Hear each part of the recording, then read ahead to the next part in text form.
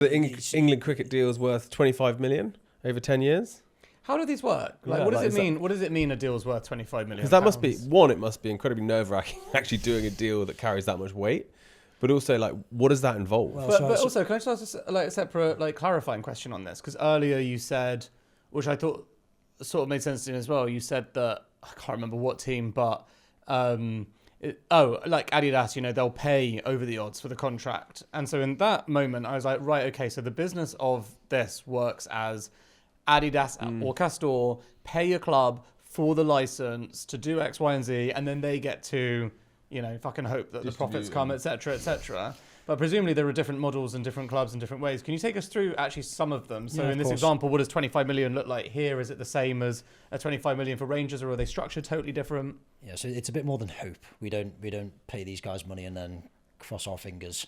Yeah, I would like to think. But yeah, sure. So I won't talk about numbers because for any individual team, because they're confidential, as you'd appreciate. But the principle. But Chris is bloody good at guessing. The principle of these partnerships.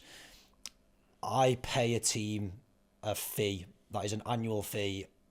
Some deals are 5 years, some are 10, some are longer. But I pay that annual fee every year to that team, and in return for that fee, you can make this as complex as you like, but really I'm buying two things. One is a load of free marketing, it's not free because I've paid for it, but I get my logo on their chest every time they play on Sky Sports. I get a load of social media visibility.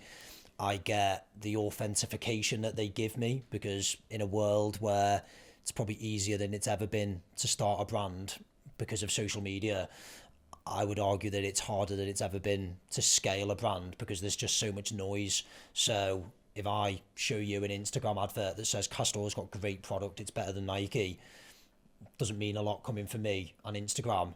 If Ben Stokes hits the winning runs in an Ashes test wearing the Castore logo, validates that same Instagram advert in a way that not many other brands can do. So the marketing, the eyeballs, the volume of eyeballs that I get, the value of the eyeballs that I get, I factor that into what I'm willing to pay a team.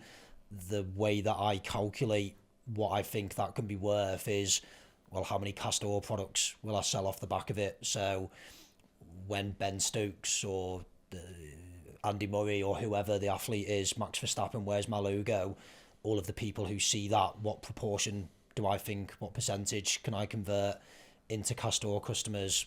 How much will they buy? How many times will they come back? Again, you can make these models really complex, but fundamentally, the volume of eyeballs and the value of eyeballs, how much of those I can convert into Castore customers, that's the first thing that I'm buying and weighing up when I'm judging these partnerships.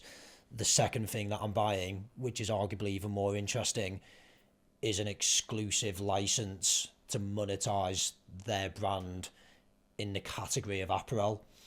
How I choose to utilize those rights is completely up to me. So again, if you're Nike, it doesn't make a difference to their share price whether they sell 1 million Liverpool shirts a year or 1.1 million. It's not going to move the share price. For me, I really think hard about these things and I try and unlock that value. So when I said before this isn't hope, there is a lot of data that you can look at, historical merchandise revenue data, but you can go really granular by looking at social media, by looking at who is signed up to receive emails from that team, where in the world are they. Basically, I'm trying to build a model. I describe it because I spent a bit of time in finance before we started Castore. It's the equivalent of doing an MBO, a management buyout, of that team's merchandise business. And some of these are big businesses, right? Like the Formula One, you're talking tens of millions of revenue each year. The Premier League teams can be even bigger than that. So if I was to do a management buyout of that, what do I think the revenue could be? Selling product, not just shirts, but training and travel and lifestyle and accessories. If I sell 30% more digitally rather than through JD or Sports Direct, what does that do to my margin? If I own that data and then cross-sell X% of those fans into Castore, what do the numbers look like? So you can build these models that say, okay, if we achieve X, and there'll always be a level of fluctuation depending on pitch performance, you'll always sell more if a team performs well versus if they don't. But generally, you can model these things quite accurately that say, how many people will become Castore customers through watching this team wear my product, and then how many Everton, Bayer Leverkusen, Feyenoord, Athletic Bilbao, Rangers shirts am I going to sell each year? That isn't a hope. There's a lot of data that goes into that, and we have a playbook that's now proven if you do X, Y, Z, you will grow revenue by X. But who makes the money on the... So let's just use Rangers as the example. Who's making money when they sell more shirts? Both. So that's that part of the business is done on a partnership model? So I can't speak for anyone else. I don't know what other brands do. I know that before Castore came into the market, the lion's share of benefit from a shirt being sold lay with the brand. So Nike would pay a big fee to Liverpool or Paris Saint-Germain or Barcelona and then say, well, if you go and sign Lionel Messi, we're going to get the benefit from that because we've written you this big check. And again, I can't speak for clubs.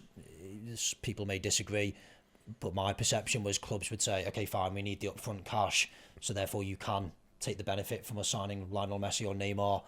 And one of the innovations that we came up with was not only is it fairer, and kind of people may say that sounds naive, but actually I'm going to align my interests with yours as a club if that benefit is shared more evenly. So now there's a cost that goes in from me. I've got to manufacture the product. I've got to design, develop, manufacture, buy the stock, hold the stock, distribute it, deal with returns and exchanges and customer service and taxes and duties, and that all costs money. That's real sunken capital investment. So therefore, a portion of the benefit every time a player gets signed, every time a club plays in a Champions League game and sells more shirts in a new market because it's watched all over the world, I should get a portion of that. But ultimately, it's your club, it's your brand, it's your fan base. How do I structure this deal so that I share more of that upside? And one of the key things that we worked out is by sharing more of the upside, not only do you become more attractive as a partner to the club, but they have a vested interest in helping you grow. So it becomes more of a partnership. It becomes more of a JV. That was kind of where my question came from, was like, if they're not incentivized to do the... I mean, they're always incentivized because they're fans, of course, but at the end of the day, you show the incentive and you see the outcome. Like, you know, if you can show them that if they do more marketing, win more games, sell more shirts, they make more money, that's more exciting for them than obviously making you more money. It's a proper collaboration. Yeah. But even... Again, I'm not here to talk about other brands, but other brands don't do that to teams. They're not saying, well, how do we grow revenue? Because for Nike, they'll sell more Air Max trainers in an hour, I suspect, than team products around the world in a year. So there's just not the focus. It's not in their interests. It's a very simple but brilliant lesson that you're sharing, which is like actually just the focusing on a single category, which is still enormous, with a little bit of love. Structuring clever partnerships to make both sides work, right? But just a little bit of attention. It's aligning interests. That was it. It's really simple. Yeah, because nothing you've said is crazy. It's also like, I reckon that... Isn't that amazing? Like, really, it's so common sense once you've said it, but it just shows like, why it'd be missed. It feels like more traditional business thinking than like nowadays, where everyone always thinks... I would say most of the people we have on are like very B2C focused. It's very like digital, etc. Whereas this is like smart. How do you build huge long-term partnerships of massive value, and how do you based make it on work human for them? interests? Yeah. Incredible.